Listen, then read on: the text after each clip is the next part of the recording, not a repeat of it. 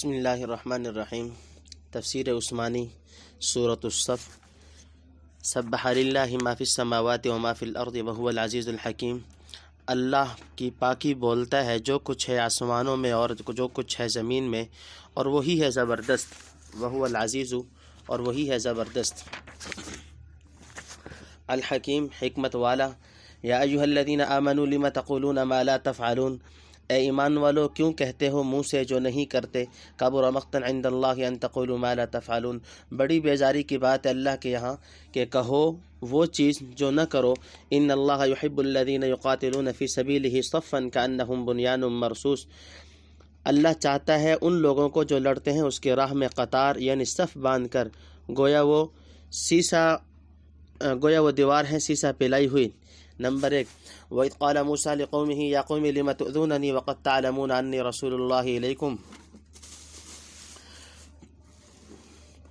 اور کہا موسیٰ نے اپنی قوم کو، اے قوم میری کیوں ستاتے ہو مجھ کو، اور تم کو معلوم ہے کہ میں اللہ کا بھیجا ہوا آیا ہوں تمہارے پاس۔ نمبر 2، فَلَمَّا زَاغُوا أَزَاغَ اللَّهُ قُلُوبَهُمْ وَاللَّهُ لَا يَهْدِي الْقَوْمَ الْفَاسِقِينَ، پھر جب وہ پھر گئے تو پھیر دیا اللہ نے ان کے دل، اور اللہ راہ نہیں دیتا نافرمان لوگوں کو۔ نمبر 3، وَإِذْ قَالَ عِيسَى ابْنُ مَرْيَمَ يَا بَنِي إِسْرَائِيلَ إِنِّي رَسُولُ اللَّهِ إِلَيْكُمْ مُصَدِّقًا لِمَا بَيْنَ يَدَيَّ مِنَ التَّوْرَاةِ، اور جب کہا عیسیٰ مریم کے بیٹے نے، اے بنی اسرائیل میں بھیجا ہوا آیا ہوں اللہ کا تمہارے پاس، یقین کرنے والا اس پر جو مجھ سے آگے ہے، تورات۔ نمبر 4، تفسیر نمبر 1، زبانی دعووں کی مذمت۔ بندہ کو لاف زنی اور دعوے کی بات سے ڈرنا چاہیے کہ پیچھے مشکل پڑتی ہے۔ زبان سے ایک بات کہہ دینا آسان ہے لیکن اس کا نبھانا آسان نہیں۔ اللہ تعالیٰ اس شخص سے سخت ناراض اور بیزار ہوتا ہے جو زبان سے کہے بہت کچھ اور کرے کچھ نہیں۔ روایت میں ہے کہ ایک جگہ مسلمان جمع تھے، وہ کہنے لگے اگر ہم کو معلوم ہو جائے کون سا کام اللہ کو سب سے زیادہ پسند ہے تو وہی اختیار کریں۔ اس پر یہ آیتیں نازل ہوئیں، یعنی دیکھو سنبھل کر کہو، لو ہم بتلائے دیتے ہیں، جہاد میں دیوار کی طرح ڈٹنے والے، کہ اللہ کو سب سے زیادہ ان لوگوں سے محبت ہے جو اللہ کی راہ میں ان کے دشمنوں کے مقابلہ پر ایک آہنی دیوار کی طرح ڈٹ جاتے ہیں اور میدان جنگ میں اس شان سے صف آرائی کرتے ہیں گویا وہ سب مل کر ایک مضبوط دیوار ہے جس میں سیسا پلا دیا گیا ہے اور جس میں کسی جگہ کوئی رکھنا نہیں پڑ سکتا۔ اب اس معیار پر اپنے کو پرکھ لو، بے شک تم میں سے بہت ایسے ہیں جو اس معیار پر کامل اور اکمل اتر چکے ہیں، مگر بعض مواقع ایسے بھی نکلیں گے جہاں بعضوں کی زبانی دعووں کی ان کے عمل نے تکذیب کی ہے۔ آخر جنگ احد میں وہ بنیان مرصوص کہاں قائم رہی جس وقت حکم قتال اترا، تو یقیناً بعض نے یہ بھی کہا ربنا لما كتبت علينا القتال لولا اخرتنا الى آخر سورہ نساء رکوع نمبر 11۔ بہرحال زبان سے زیادہ دعوے مت کرو بلکہ خدا کی راہ میں قربانی پیش کرو جس سے اعلیٰ کامیابی نصیب ہو۔ موسیٰ کی قوم کو نہیں دیکھتے کہ زبان سے تعلیٰ و تفاخر کی باتیں بہت بڑھ چڑھ کر بناتے تھے لیکن عمل کے میدان میں صفر تھے، جہاں کوئی موقع کام کا آیا فوراً پھسل گئے اور نہایت تکلیف دہ باتیں کرنے لگے۔ نتیجہ جو کچھ ہوا اس کو آگے بیان فرماتے ہیں۔ نمبر 2، حضرت موسیٰ علیہ السلام کی اپنی قوم سے شکایت، یعنی روشن دلائل اور کھلے کھلے معجزات دیکھ کر تم دل میں یقین رکھتے ہو کہ میں اللہ کا سچا پیغمبر ہوں، پھر سخت نازیبا اور رنجیدہ حرکتیں کر کے مجھے کیوں ستاتے ہو؟ یہ معاملہ تو کسی معمولی ناصح اور خیرخواہ کے ساتھ بھی نہ ہونا چاہیے، چہ جائے کہ ایک اللہ کے رسول کے ساتھ ایسا برتاؤ کرو۔ کیا میرے دل کو تمہارے ان گستاخانہ حرکات سے دکھ نہیں پہنچتا کہ کبھی بے جان بچڑا بنا کر پوجنے لگے اور اس کو اپنا اور موسیٰ کا خدا بتلانے لگے؟ کبھی عمالقہ پر جہاد کرنے کا حکم ہوا تو کہنے لگے ہم تو کبھی نہیں جائیں گے، تم اور تمہارا خدا جا کر لڑو، ہم یہاں بیٹھے ہیں، وغیرہ ذالک من الخرافات۔ چنانچہ اسی سے تنگ ہو کر حضرت موسیٰ نے فرمایا ربی انی لا املک الا نفسی واخی فافرق بیننا وبین القوم الفاسقین۔ نمبر 3، اللہ نے ان کے دل پھیر دیے۔ بدی کرتے کرتے قاعدہ ہے کہ دل سخت اور سیاہ ہوتا چلا جاتا ہے حتیٰ کہ نیکی کی کوئی گنجائش نہیں رہتی۔ یہی حال ان کا ہوا جب ہر بات میں رسول سے ضد ہی کرتے رہے اور برابر ٹیڑھی چال چلتے رہے تو آخر مردود ہوئے اور اللہ نے ان کے دلوں کو ٹیڑھا کر دیا کہ سیدھی بات قبول کرنے کی صلاحیت نہ رہی۔ ایسے ضدی نافرمانوں کے ساتھ اللہ کی یہی عادت ہے۔ نمبر 4، حضرت عیسیٰ علیہ السلام کا تورات کی تصدیق کرنا، یعنی اصل تورات کے من اللہ ہونے کی تصدیق کرتا ہوں کہ اس کے احکام کے اخبار پر یقین رکھتا ہوں اور جو کچھ میری تعلیم ہے فی الحقیقت انہی اصول کے ماتحت ہے جو تورات میں بتلائے گئے تھے۔ تنبیہ، ابن کثیر وغیرہ نے مصدقا لما بین یدی الی آخری کا مطلب یہ لیا ہے کہ میرا وجود تورات کی باتوں کی تصدیق کرتا ہے کیونکہ میں ان چیزوں کا مصدق بنا کر آیا ہوں جن کی خبر تورات شریف میں دی گئی۔ واللہ تعالی عالم۔ ومبشرا برسول یأتی من بعد اسمہ احمد، اور خوشخبری سنانے والا ایک رسول کی جو آئے گا میرے بعد، اس کا نام ہے احمد۔ نمبر 1، فلما جاءهم بالبینات قالوا هذا سحر مبین، پھر جب آیا ان کے پاس کھلی نشانیاں لے کر کہنے لگے یہ جادو ہے صریح۔ نمبر 2، ومن اظلم ممن افترى على الله الكذب وهو يدعى الى الاسلام، اور اس سے زیادہ بے انصاف کون جو باندھے اللہ پر جھوٹ اور اس کو بلاتے ہیں مسلمان ہونے کو۔ نمبر 3، واللہ لا يهدي القوم الظالمین، اور اللہ راہ نہیں دیتا بے انصاف لوگوں کو۔ نمبر 4، یریدون لیطفئوا نور اللہ بافواہہم، چاہتے ہیں کہ بجھا دیں اللہ کی روشنی اپنے منہ سے۔ واللہ متم نورہ ولو کرہ الکافرون، اور اللہ کو پوری کرنی ہے اپنی روشنی اور پڑے برا مانے منکر۔ نمبر 5، هو الذی ارسل رسولہ بالہدی ودین الحق لیظہرہ علی الدین کلہ ولو کرہ المشرکون، وہی ہے جس نے بھیجا اپنا رسول راہ کی سوجھ دے کر اور سچا دین کہ اس کو اوپر کر دے سب دینوں سے اور پڑے برا مانے شرک کرنے والے۔ نمبر 6، یا ایھا الذین آمنوا هل ادلکم علی تجارۃ تنجیکم، اے ایمان والو میں بتلاؤں تم کو ایسی سوداگری جو بچائے تم کو ایک عذاب۔ تفسیر نمبر 1، انجیل میں حضرت صلی اللہ علیہ وسلم کی پیشین گوئی سے اسم احمد یعنی پچھلے کی تصدیق کرتا ہوں اور اگلے کی بشارت سناتا ہوں۔ یوں تو دوسرے انبیاء سابقین بھی خاتم الانبیاء صلی اللہ علیہ وسلم کی تشریف آوری کا مجدہ برابر سناتے آئے ہیں، لیکن جس صراحت و وضاحت اور اہتمام کے ساتھ حضرت مسیح علیہ السلام نے آپ صلی اللہ علیہ وسلم کی آمد کی خوشخبری دی وہ کسی اور سے منقول نہیں۔ شاید قرب عہد کی بنا پر یہ خصوصیت ان کے حصے میں آئی ہوگی، کیونکہ ان کے بعد نبی آخر الزمان کے سوا کوئی دوسرا نبی آنے والا نہ تھا۔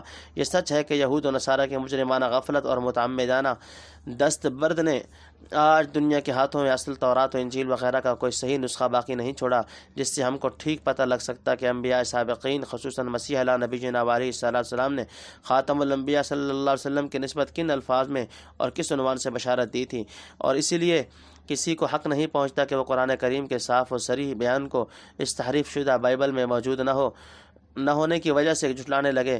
تاہم یہ بھی خاتم الانبیاء صلی اللہ علیہ وسلم کا معجزہ سمجھنا چاہیے کہ حق تعالیٰ نے محرفین کو اس قدر قدرت نہیں دی کہ وہ اس کے آخری پیغمبر کے متعلق تمام پیشین گوئیوں کو بالکل یا محو کر دیں کہ ان کا کچھ نشان باقی نہ رہے۔